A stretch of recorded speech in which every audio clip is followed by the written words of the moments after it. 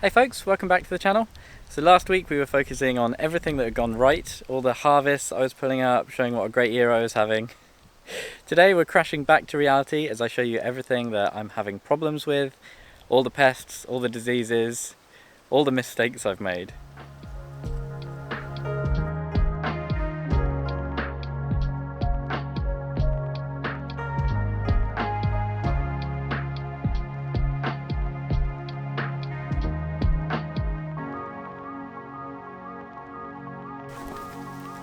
So you might remember this was one of the spare cabbages that I had set aside, and I just chucked it in this little raised bed in the hopes that it would come up. And I put some kohlrabi in here, one of which we've harvested that did okay, but the rest, as you can see, they've just been absolutely decimated by slugs. And it's really interesting to me because it's really the only place where there's been any slug damage. Could be because it's a raised bed. A lot of people do say that the damp wood encourages slugs, but we do also have the big pile of detritus and wood and debris behind me, so if you were going to get them anywhere, I guess it would be here. But not the end of the world. I don't think this is going to recover, but I'll probably just leave it here for the butterflies, to be honest. There might be some caterpillars in here. So we moved from one raised bed to the mini bed and as you can see, not much going on in here other than these very sad looking tomatoes. They've fallen over, obviously. I strung them up yesterday just to keep them from the ground, and I mean there's a couple of tomatoes on there that will go ripe, but you might remember I planted some pak choi seedlings in here that I was quite excited about. Massive bramble coming up there. You can see the weeds growing in the greenhouse behind it as well. No pak choi to be seen. They got eaten by slugs pretty much instantly. One of those things. This bit and the other raised bed is the only place I've had issues with slugs really, but not ideal. Next one to talk about, cucumbers. Mixed results. I mean, I've had pretty good harvests, but the plants aren't looking the healthiest. So this one is the sad cucumber. It's a bit of a sad tale because this one was the best cucumber. It's the one that started out in the greenhouse and kind of stayed there as I ran out of room.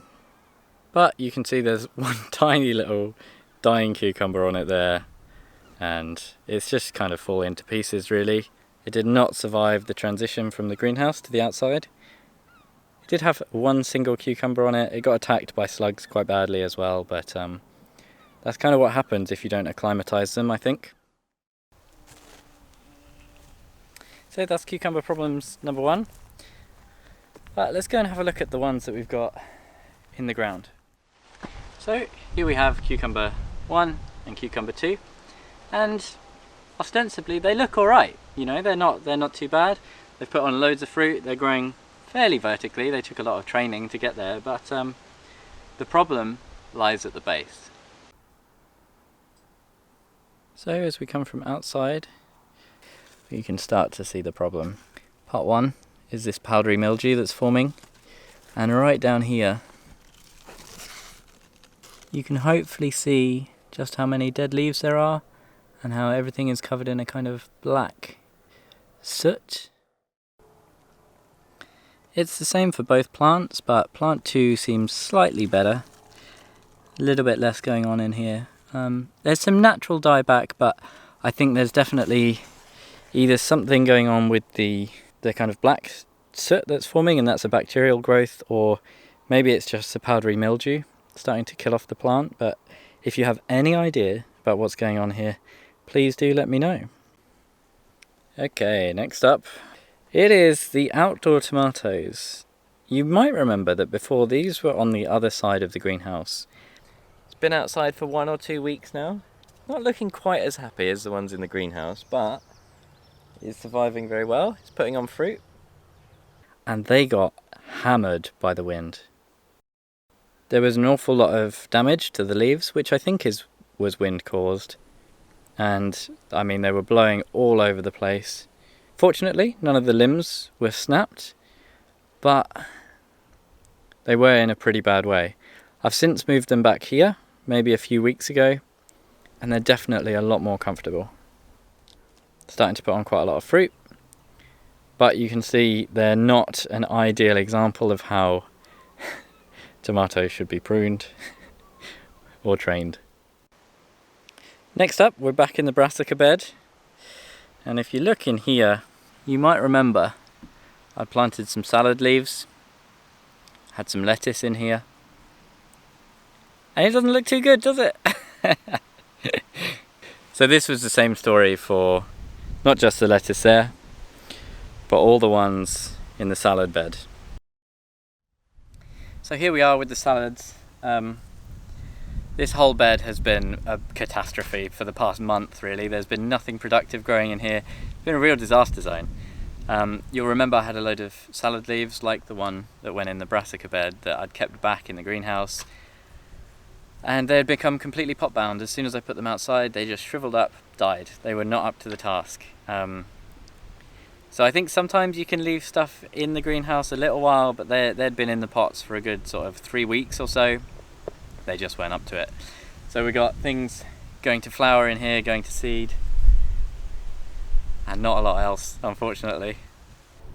Also, in this salad bed, I had a load of rocket that was ready to come out, but it had all gone to seed in the greenhouse. I did plant some of it out, but once again, it had gone to seed and just put all the energy into that. Nothing on the leaves, really.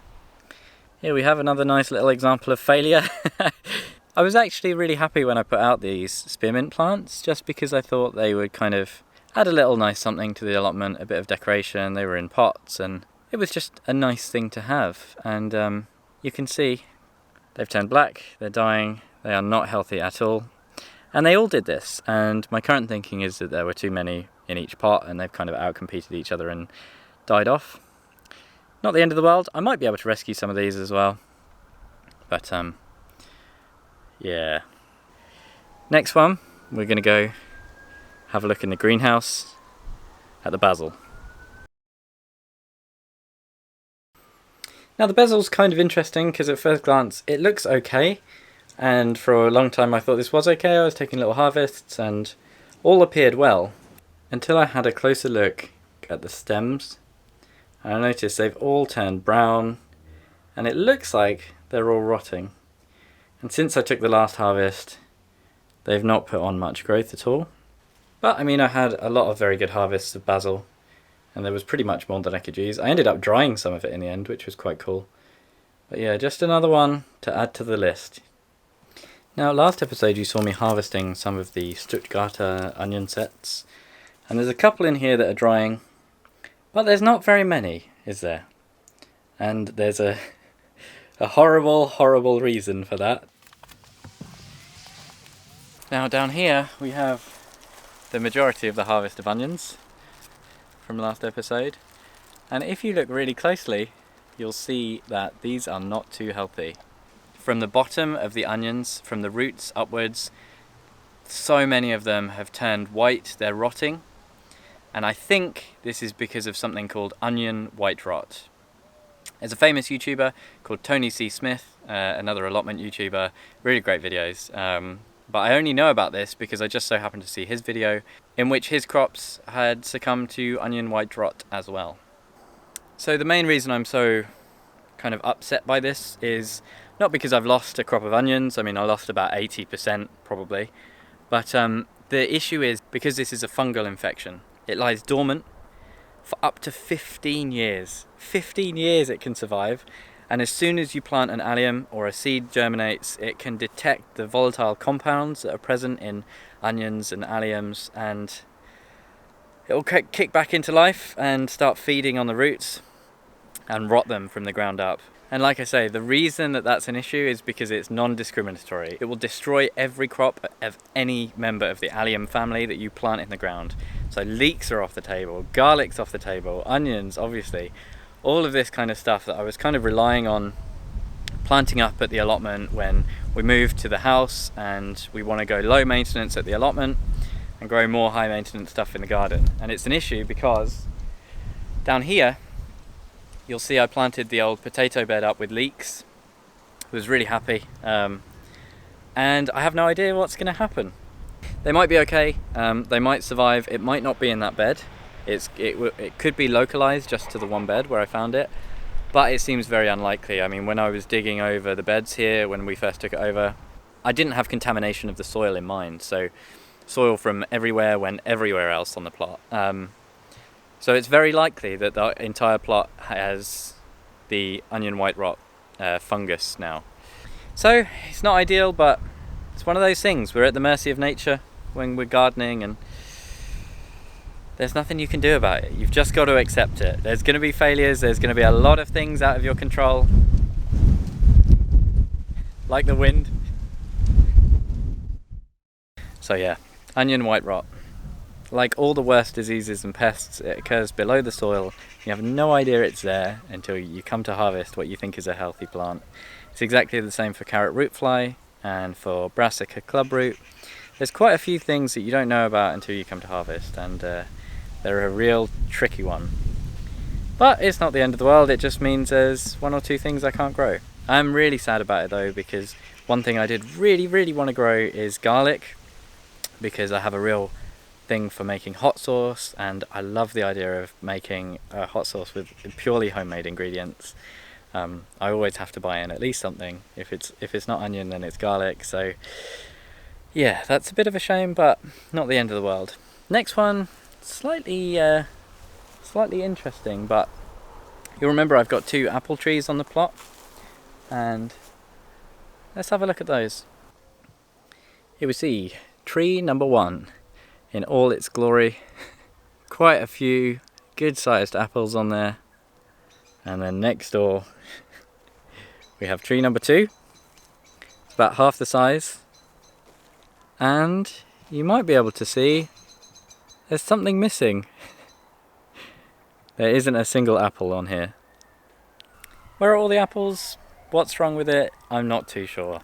You can see here there's a few bits which have got some kind of dieback, and the leaves aren't looking too healthy in some places, but there's really nothing that screams that this tree is in dire straits or it's on its last legs.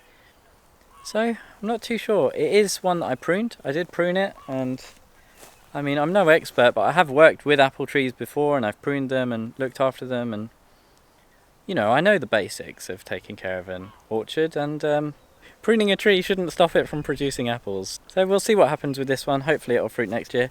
Can see 1 or 2 little ones on there, but yeah, maybe not so much cider this year. So hopefully you've noticed that I'm not too downbeat today. Despite this being a video about failures and everything that's gone wrong, I'm still feeling pretty good about everything. By far the worst thing that I have to deal with is the onion white rot, and that's purely because of the kind of permanence of it. It means it's going to be here for as long as I'm working on this plot, and it's so easy to transport the contaminated soil from here to other gardens, other plots, that kind of thing. So it's going to be something that's on my mind, but considering it's first year of allotment, you can look at last week's video to see all the amazing harvests that I'm pulling. It's really not the end of the world. There's going to be a lot of mistakes, especially first year round, and every year there's just some things that you're not going to win. And another thing that's helped keep me really positive this year is making these videos. It's such a fantastic resource to have, and to be able to look back on and see where I was just a few months ago and how far the place has come in such a short amount of time. It's just such a pleasure to be able to go back and watch them. So I really hope you've enjoyed today's video. I hope it's made you feel a bit better about your growing year if you're having a better time than I am.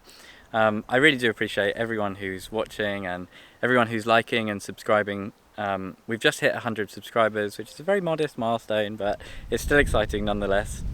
And I feel like it's YouTube tradition that I should do something to mark the occasion, and I thought it would be maybe not original, but definitely fitting for me to do a bit of a chili tasting. But I am going to need a show of support from you guys in the comments. Comment below if you want to see me in pain. Let me know, and I'll probably do, for 100 subscribers, I reckon one of my cayenne chilies. I've just got the first ripe one, so if I get enough comments, I will do that for you guys. But as always, thank you ever so much for watching, and hopefully I'll see you again next time. Bloody hell, look, here it is. I regret saying I'd do this already. You're certainly going to have to get me to more than 100 subscribers before I'm doing one of these chocolate habaneros, which are just starting to ripen, and I'm very excited about.